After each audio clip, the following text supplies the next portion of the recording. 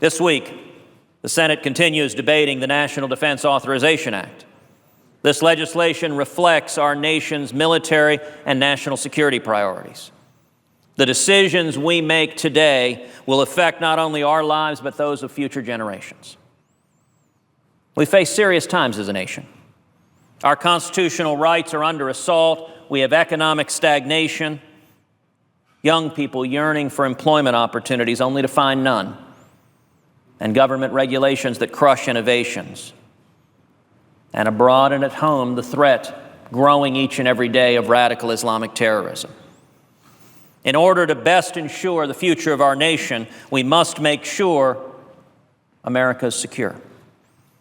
The most important constitutionally mandated responsibility of the federal government, the one authority that it must, not merely can, exercise, is to provide for the common defense.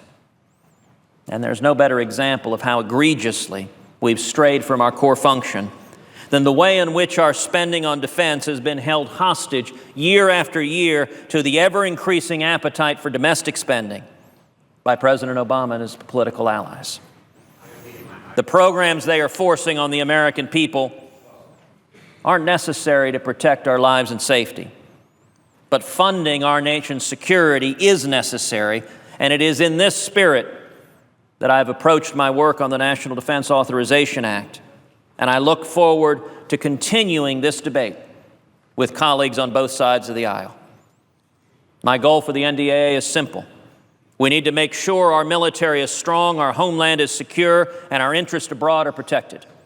The NDAA shouldn't be a vehicle to further an agenda that has nothing to do with actually defending America. On the Senate Armed Services Committee, I was proud to work with my colleagues, both Republicans and Democrats, in introducing and getting adopted 12 amendments.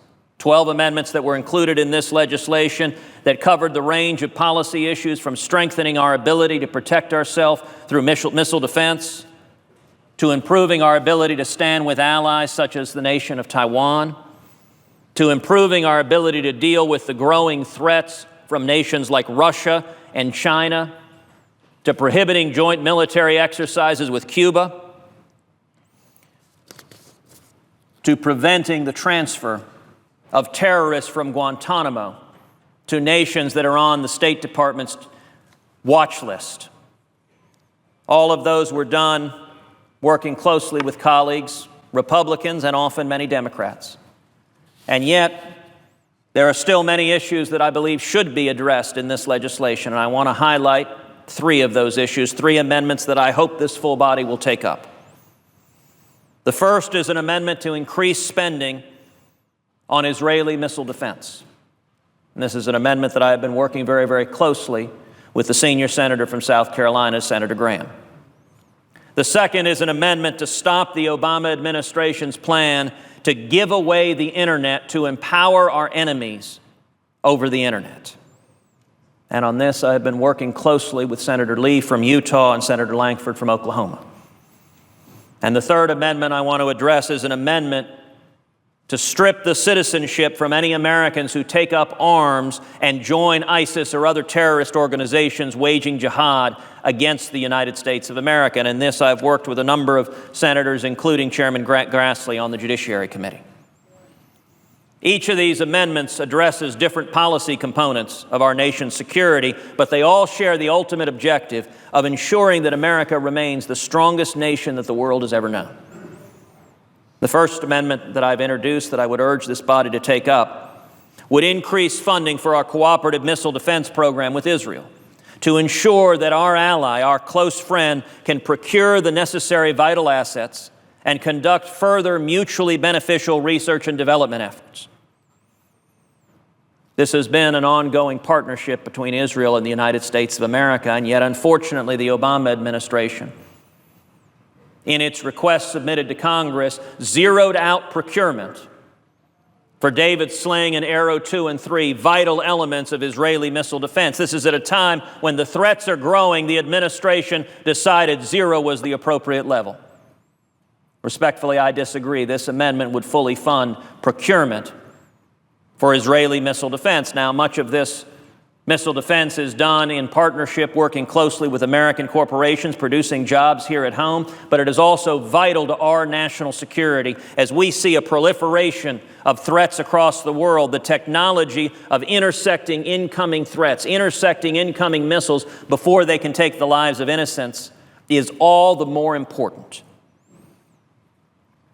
And we're at a time when the administration has funneled hundreds of millions and headed to billions of dollars to Iran and their despotic regime. The administration knows, they acknowledge that substantial portions of those funds will be used to fund radical Islamic terrorists, will be used to fund efforts to murder Israelis, to murder Americans. And yet, nonetheless, it is U.S. taxpayer dollars and dollars under the control of our government, billions going to the Ayatollah Khamenei, who chants and pledges death to America and death to Israel as a result of the fecklessness of our foreign policy. Our closest ally in the Middle East remains in a deeply troubling and precarious position. Israel must be prepared to defend against Hamas and Hezbollah, rocket stockpiles that are being rebuilt and improved, while also being forced to counter an increasingly capable adversary in the nation of Iran intent on the destruction of Israel. We must not fail in our obligation to stand with Israel, and it is my hope that if and when this body takes up this amendment, that we will stand in bipartisan unity, standing with Israel against the radical Islamic terrorists who seek to destroy both them and us. And in doing so, we will further both Israeli national security and the safety and security of the United States of America. In addition to working to provide for our common defense and protect our sovereignty, I've also introduced an amendment that would safeguard our country in a very different way. Mr. President, I've introduced an amendment that will prohibit the Obama administration from giving away the internet. This issue doesn't just simply threaten our personal liberties. It also has significant national security ramifications. The Obama administration is months away from deciding whether or not the United States government will continue to provide oversight over the core functions of the internet and continue to protect it from authoritarian regimes who view the internet as a way to increase their influence and suppress the freedom of speech. Just weeks ago, the Washington Post, hardly a bastion of conservative thought, published an article entitled, quote, "China's Scary Lesson to the World, Censoring the Internet Works." We shouldn't take our online freedom for granted. If Congress sits idly by and allows the administration to terminate U.S. oversight of the internet, we can be certain that authoritarian regimes will work to undermine the new system of internet governance and strengthen the position of their governments at the expense of those who stand for liberty and freedom of speech. This prospect is truly concerning, given as the proposal submitted by the Internet Corporation for the Assigned Names and Numbers, also known as ICANN. ICANN is a global organization, and its latest proposal unquestionably decreases the position of the United States, while it increases the influence of over 160 foreign governments within ICANN in critical ways. Foreign governments like China, foreign governments like Russia. Additionally, this proposal has the potential to expand ICANN's historical core mission by creating a potential gateway to content regulation. And it would only further embolden ICANN's leadership, which has a poor track record of acting in an unaccountable manner and a proven unwillingness to respond to specific questions posed by the United States Senate. Relinquishing our control over the internet would be an irreversible decision. We must act affirmatively to protect the internet as well as the operation and security of the .gov and .mil top-level domains, which are vital to our national security.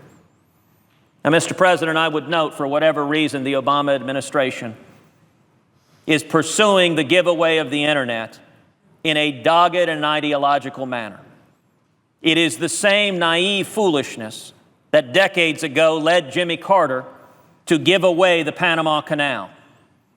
It is this utopian view that even though we built it, we should give it to others whose interests are not our own. We should not have given away the Panama Canal, and we should not be giving away the internet.